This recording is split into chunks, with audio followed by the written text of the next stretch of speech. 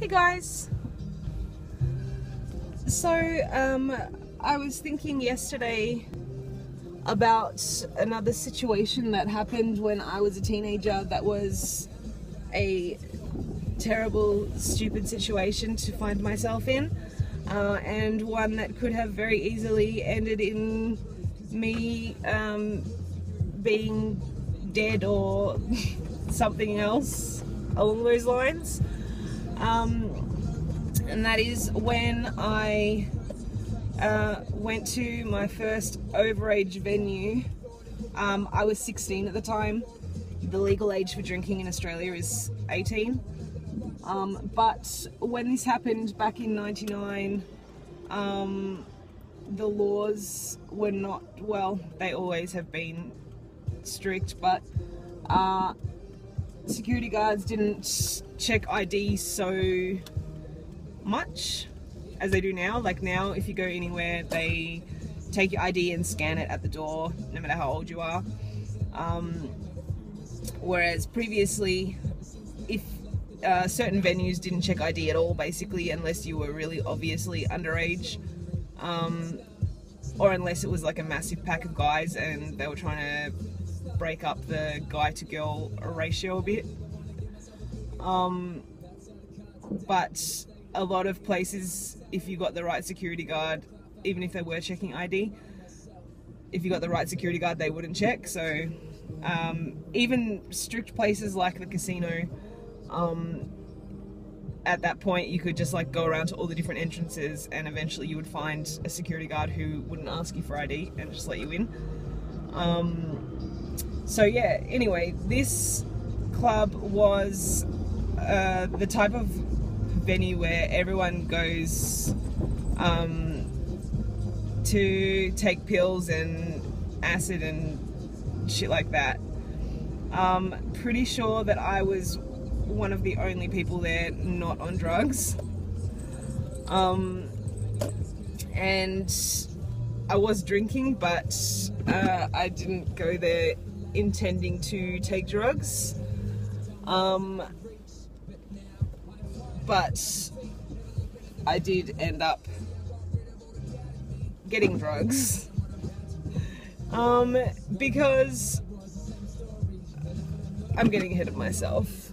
I went with a friend who I had a kind of transient friendship with. We would go through like periods of being like in each other's pocket, like see each other all the time, and then we would not see each other for a few months, and every time we were not seeing each other, she would always manage to find herself the most fucked up people to hang out with.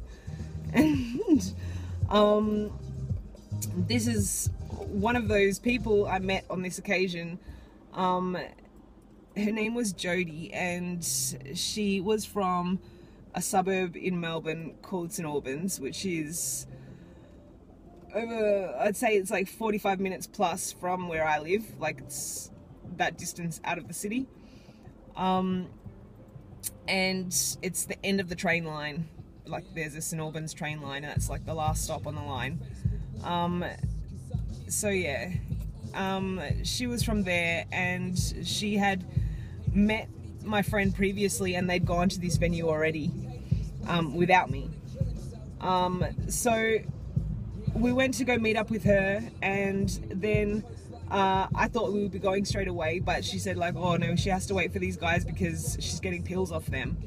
So we waited for these guys to come, and then they came. It was like 4 or 5 guys came, and then we all took the train into the city and went to this club, which is like literally in a back alley. Like there's like the main road, and then a lot of the main roads in the city have laneways, like narrow one-way streets that run off the main roads.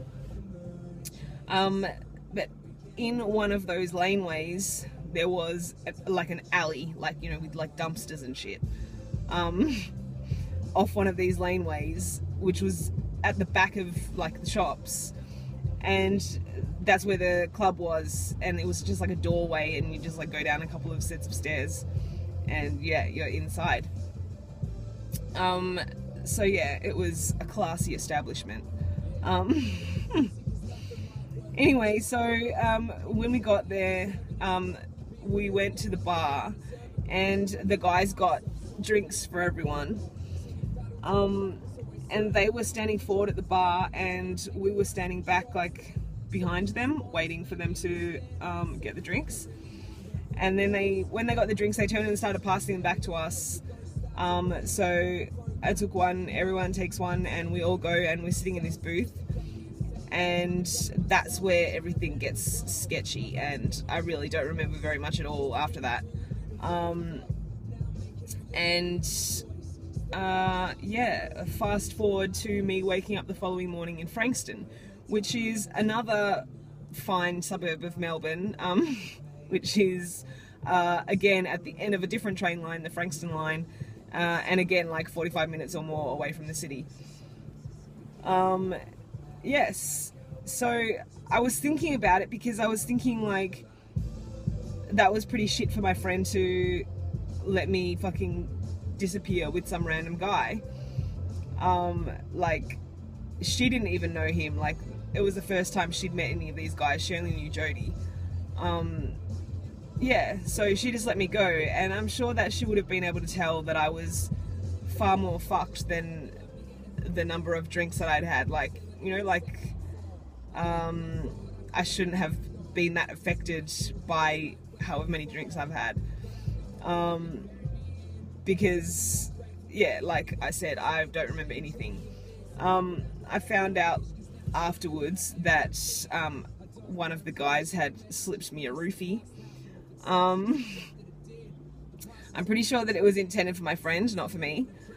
And I don't think it was the guy from Frankston, but I don't know. It's not like he's gonna be like, oh yeah, I slipped you a roofie.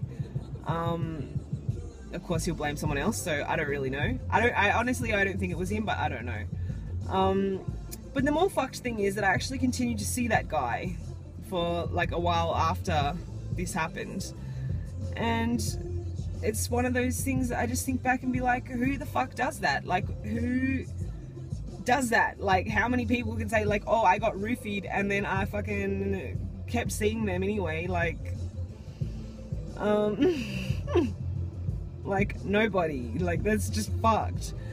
And then just to top off the whole fucked incident, after a few months, I was at a different friend's house, and I got a message from him, and it was like, this morning we welcomed blah blah into the world, weighing blah blah, and mum and baby are well. And I'm like reading this, and I'm like, what the fuck? And then after that, it's like, I can't see you anymore, you know, my girlfriend just had a baby, and, you know, so I gotta try and behave now. And it's like, what the fuck? I didn't even know he had a girlfriend. Like, there was absolutely zero indication that he had a girlfriend. Like, it was just like the final straw in like a string of fucking stupid situations. Like, what do you even say? I don't even know. Like, what the fuck?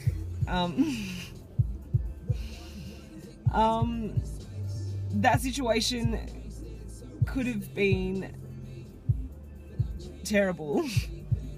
Like, you know, the outcome could have been really bad. Like, and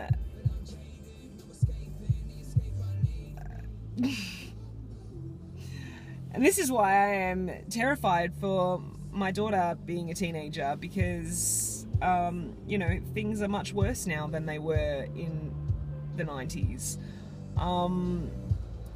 And yeah, I mean, at this point she's showing no similarities to me in her behavior, so that's good, but who knows what the teenage years will bring.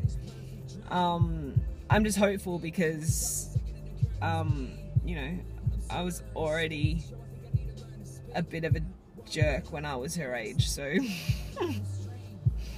we'll see. yes, but yeah, that's not even like a one-off situation. Like being roofied is a one-off situation. That's never happened again, like before or after. That was like a one-off. But that's not even the only fucking stupid situation that I've found myself in. And my friend always used to say to me, like, there should be like a TV show about our lives, because we just find ourselves in the most fucking stupid situations.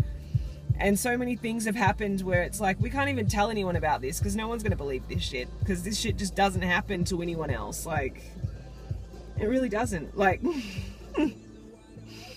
so yes, there are many more stories, unfortunately. So yeah, I will reminisce with you again sometime soon. I just thought that I would publicly shame myself with this story today, since the last couple of videos have been more serious. So I just thought, you know, I would just, yeah. Thank you so much for watching, guys. I don't even know what to say. Thank you so much for watching, guys. I really appreciate it. And I have a few new subscribers as well. So welcome, and thank you for watching and subscribing, and especially thank you to those of you who comment. I do appreciate that. Google and YouTube separating has really messed up my notifications, so if you say something to me and I don't respond, I'm not ignoring you. Like, I probably haven't got a notification for it. So yes, I will see it eventually and reply. Okay, thanks for watching, guys. See you.